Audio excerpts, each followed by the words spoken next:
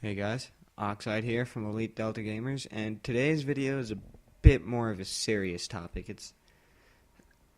I'm not, well, I'm kind of pointing out the flaws, maybe a little bit of Halo 4 and why I don't really play a lot, but it's also looking to the future and what to expect in Halo 5.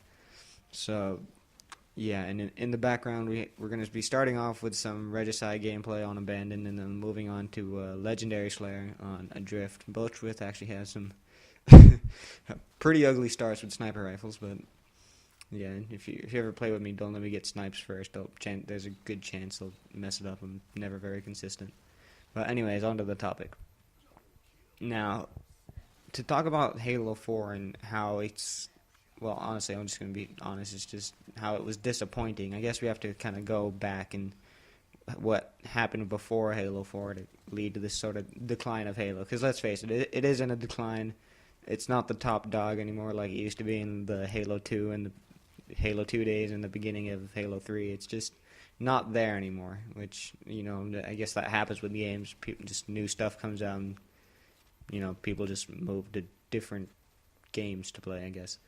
But now we'll start with the end of Halo 3, and I'm just gonna say this outright. Halo 3, no question, favorite Halo game. Just like I love that game to death. You can ask anybody. Like I was that one guy who, in a YouTube video, if anybody says something bad about Halo 3, I was jumping on him. I was that guy, and I'm not afraid to admit it. But anyways, just I loved that game, and like it had issues, of course. Every game does, but just they seem so minute that it didn't make much of a difference. Now, moving on to Halo Reach,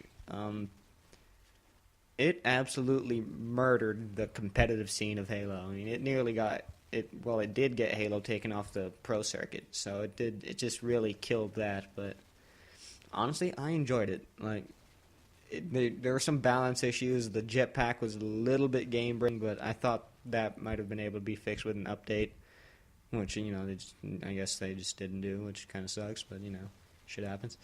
So yeah, it was a great game, but it just well, I loved it honestly, but it was just I don't know how to explain it. It's just it didn't feel like there was just a lot of stuff broken in it that didn't work, and that really it would irk me at times. I mean, although I did like the super OP sniper rifle that could kill tanks. That was pretty freaking awesome. Come on, guys.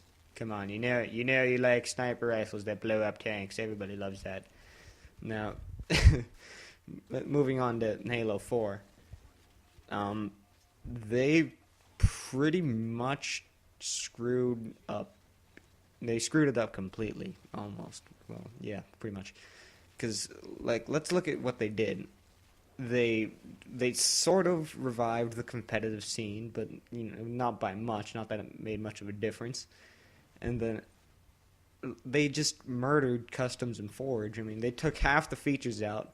The features that they put in don't even work properly. I can't get a freaking magnet to work from there for like 3 hours trying to stick a block to another block, but it gets stuck to a block above it, and then it just pisses me off and I leave.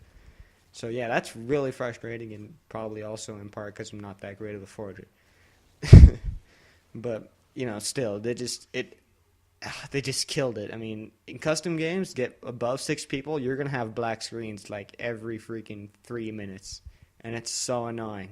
Just half the time, like you're not even playing, you're just watching the scoreboard, and just like, oh well, this is some bullshit right here.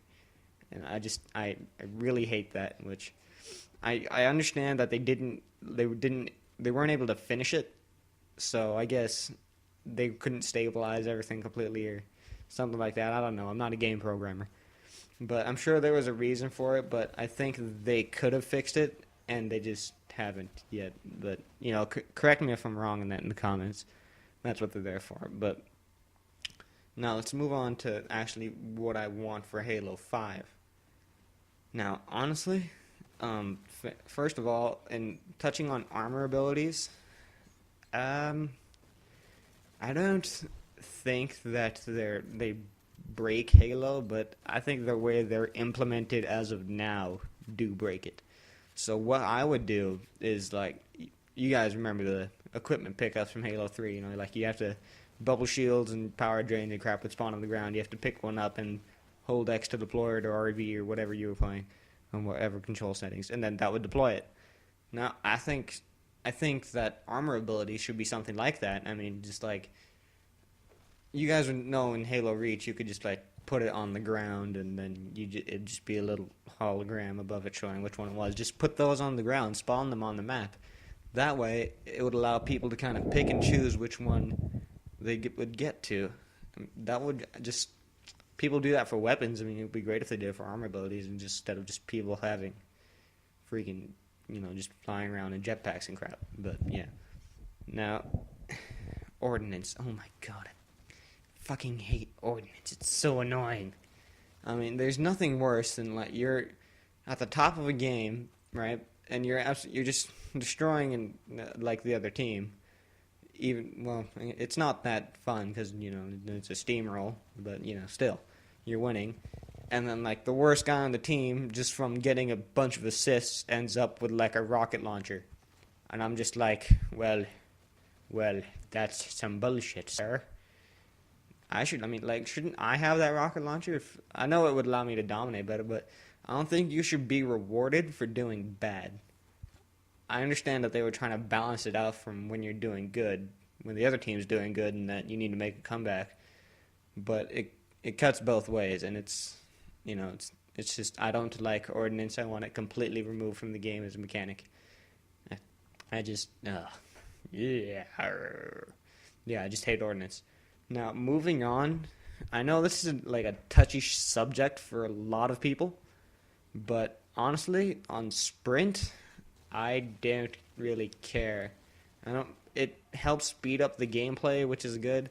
It doesn't make a difference, honestly, guys. I mean, people say that, oh yeah, you know, you don't have to have map control anymore with Sprint. You don't have to rush for the weapons, and I'm just there like, what the crap? You always have to rush for weapons. It doesn't make sense how, like, just because you're moving faster, there's no sense of map control. That's how you win a game, in matchmaking. You know, you got to have map control. You have to know where the power weapons spawn, and yeah, you get the power weapons and just hold down the map and keep them in their spawn. That's how it works. But I don't see how that's changed when you have Sprint. It happens a little bit faster, but, you know, that's not that big of a deal. Now, honestly, also bring back elites. I mean, seriously. Just bring them back in some way, shape, or form, even if it's only in customs, to make more machinimas. I mean, like, there's no good Halo 4 machinimas. Just saying. But, and this is another thing that everybody, I honestly, on Spartan Ops, I liked it. I thought it was pretty good, but it kind of got annoying having to wait a week. But anyway, like, they should bring back firefighting. Not like the BS Halo Reach firefight. I mean, like, the ODST firefight, where you actually had the sense that you were having to survive. I loved that game.